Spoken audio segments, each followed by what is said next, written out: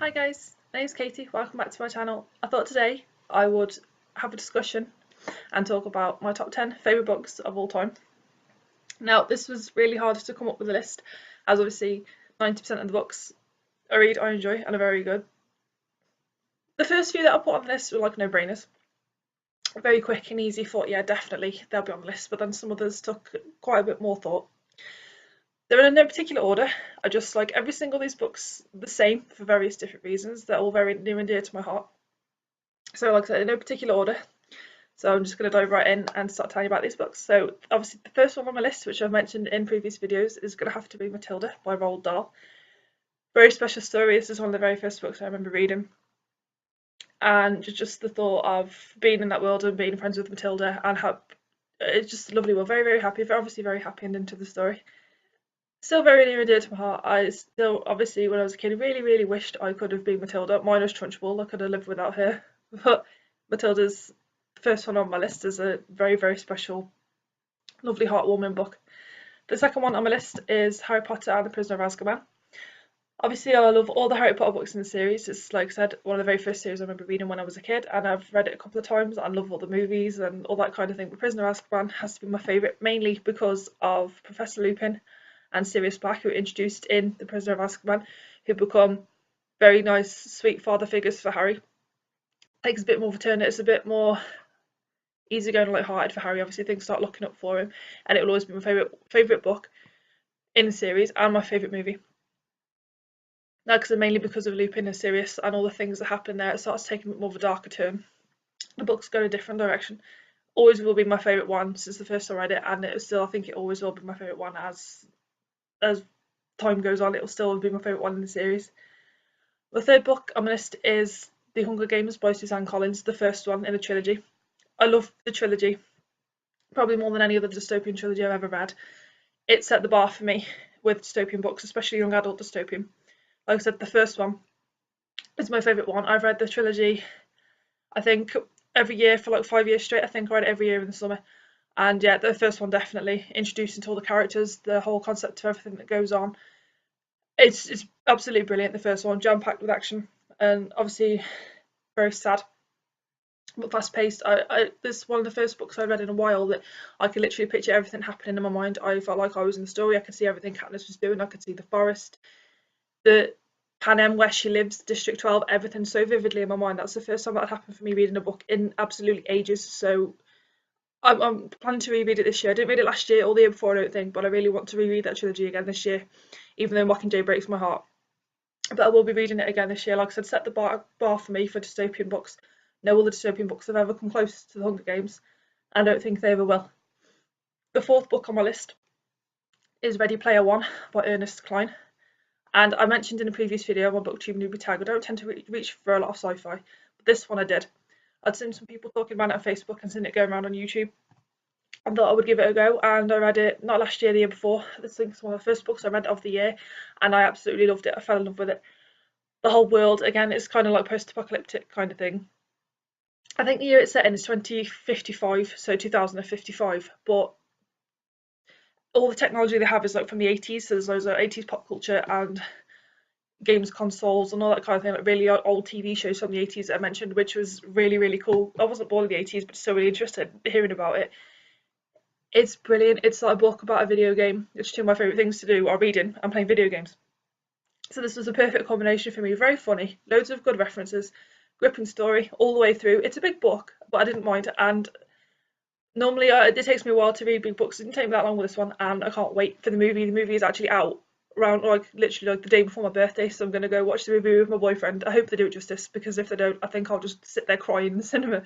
But I can't wait. One of the best sci-fi books I've ever read. And I'm not normally keen on sci-fi, but I absolutely loved Ready Player One. It was so good. Number 5 on my list is The Fault in Our Stars by John Green. I said before in a previous video, I don't normally tend to read a lot of contemporary or romance, but this one, I don't know why I waited so long to read this book. I'd heard about it. It'd been on my shelf for a while, and I was apprehensive about reading it, obviously because I didn't know what it was about, but I knew it was sad. But I read it, and I can't fault this story anyway. I absolutely adore this story. I think I read it within a few days, and obviously, like a lot of people, I cried. Went downstairs and told my dad about it, a fresh flood of tears come, and tears were pouring down my face. I was trying to tell him about this story. Oh, it's absolutely beautiful. I've only read it once. I don't know if I'd ever read it again. I want to, but I don't think I can put myself through that. And I've seen the movie, and again, the movie, I'm in floods of tears every time I watch it. It's so near and dear to my heart. I absolutely love that book. It hit home, obviously, because everyone goes through this kind of thing. Everyone experiences this kind of thing day to day. But one of the best emotional, lovely, sad, bittersweet stories I've ever read. I absolutely adore this story. I've read other John Green books and they're good, but nothing comes close to The Fault in Our Stars. Number 6 on my list is another book that I read when I was a kid, and it's called The Suitcase Kid by Jacqueline Wilson. I first heard about this book when I was in school, and my teacher would sit and read it to us as a class. She'd obviously read a couple of chapters every day to us. And the whole time she was reading it, I just was engrossed from the start. I would have been about 7 years old, engrossed from the start. Absolutely loved it. Loved the story. Loved the characters. So a book sale was coming up at my school, a library book sale, and you know the ones where you get like the magazine full of books, and you like pick whichever book you want to read and want to buy, and they'll bring it to the sale and you buy it. So my mum said I could buy one book, so that was it, and I bought it and read it again and again. I carried it everywhere with me when I was a child. I think, I've read that book about 8 times, maybe more. Love the story, very, very good. Every chapter is like, it goes through the alphabet, obviously, like A, B, C, D, and every chapter starts with a letter of the alphabet, so it starts with A, and it elaborates on that. So the character's called Andy, so obviously the first chapter is about Andy and so on and so forth through the book. It's lovely. I absolutely love that book. Still got it now. The original edition I had, I've still got it now, and I will be reading it again soon. I need to read more Jacqueline Wilson books, because even though she's a children's author, she's one of my favourite authors, and she always will be. My next book, number 7, is City of Glass, which is the 3rd book in the Mortal Instruments series by Cassandra Clare. Mainly because this book is mainly about the character Simon, who is one of my favourite characters ever in any book series, anything. I absolutely adore Simon Lewis from Mortal Instruments. Very selfless, caring, lovely character. Everybody needs a friend like Simon. And I love the Mortal Instruments series, but I wish it had stopped at City of Glass. I think it tied up nicely. I think there was a nice ending. Everything was sorted, everything made sense. Even though the last 3 books were good, I didn't feel they're like entirely necessary. But like I said before in another video, I read all the Mortal Instruments books that are out, like Infernal Devices, Lady Midnight, and all that kind of thing as well. Oh, not Lady Midnight, sorry. The Bane Chronicles and Tales from Shadowhunter Academy. I've got to read Lady Midnight soon. I got a bit confused then, sorry. But yeah, City of Glass is my favourite one, mainly again because it focuses on Simon, which I love. I could read like about 6 books about Simon and I really wouldn't mind. But yeah, definitely my favourite one in that series. My 8th book on this list is Heart Shaped Box by Joe Hill. And this book was so good, so creepy and so eerie. Again, I seen this on Facebook, people were talking about it, and I know he's Stephen King's son, so obviously if he's grew up with a dad like Stephen King, his writing is probably going to be pretty good. And this book, I was intrigued right from the start. I could not put this book down. It took about a week to read it, and for about a month afterwards I didn't want to read anything else. I was in such a book hangover. As soon as I finished reading this book, I wanted to read it again. Like I said, very atmospheric and creepy. I know it scared a lot of people and they couldn't finish it, but I actually like that about it. I like the fact that when I was reading it, I had like chills and goosebumps, and I felt like I had to kind of keep looking over my shoulder when I was reading this book, and that doesn't happen very often with me with books. I don't scare easily or get creeped out easily, but even though it's creepy, I had to keep reading. I couldn't stop. I could not stop. And I tried reading Horns by Joe Hill, and I didn't really like it. I didn't connect with it. I didn't like the main character, Ig. The concept was really interesting, and I think I'd probably like the movie. I didn't like the book. I DNF'd it. That was the only book of that year that I didn't finish. Which says a lot about me, because normally even if I'm not too over keen, I still will push through, but I just couldn't. I felt like giving the main character a slap around the face. But I absolutely loved Heart Shaped Box.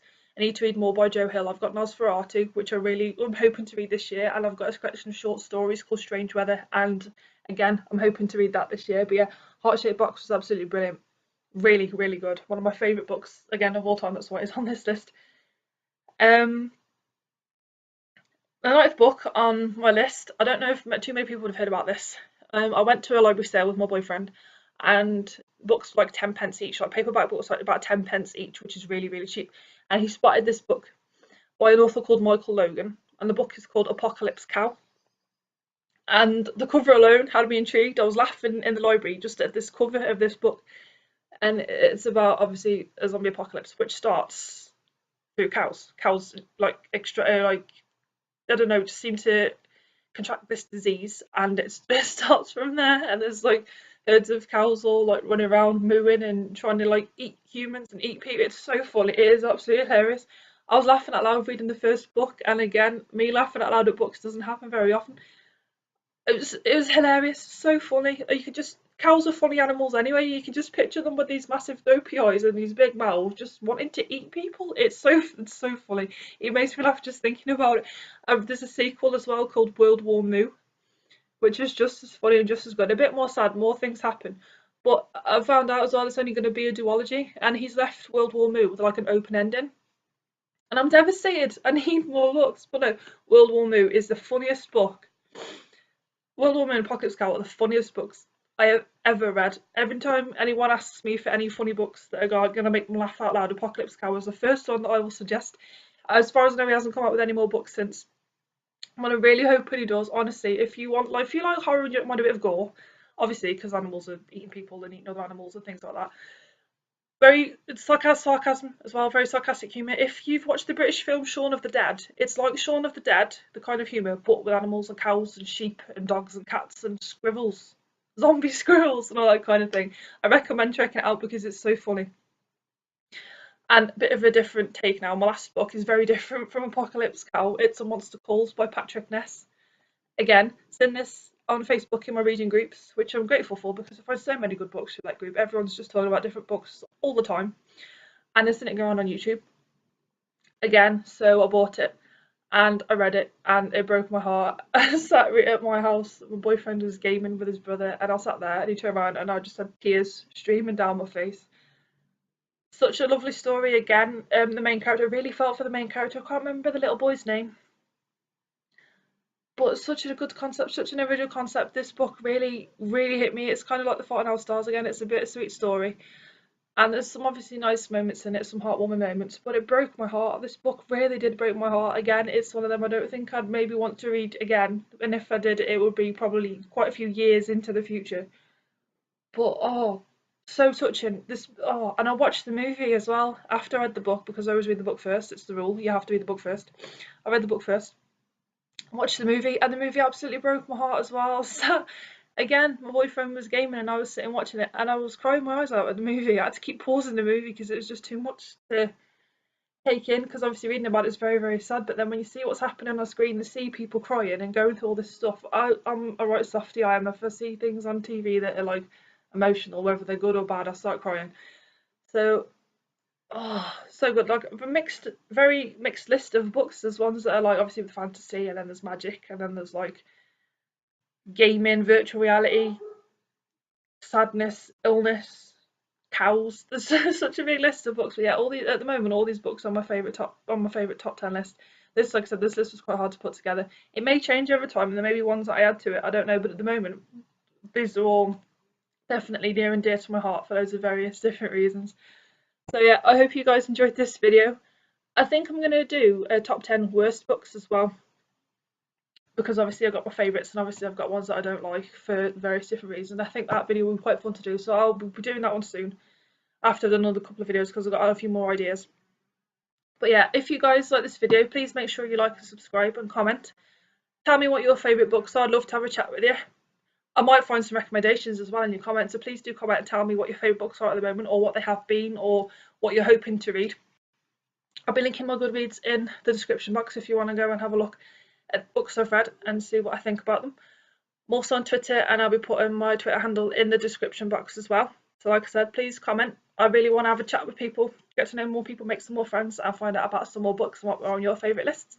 So like I said, I will see you soon with a new video. I hope you enjoyed this one. I'll see you soon. Bye.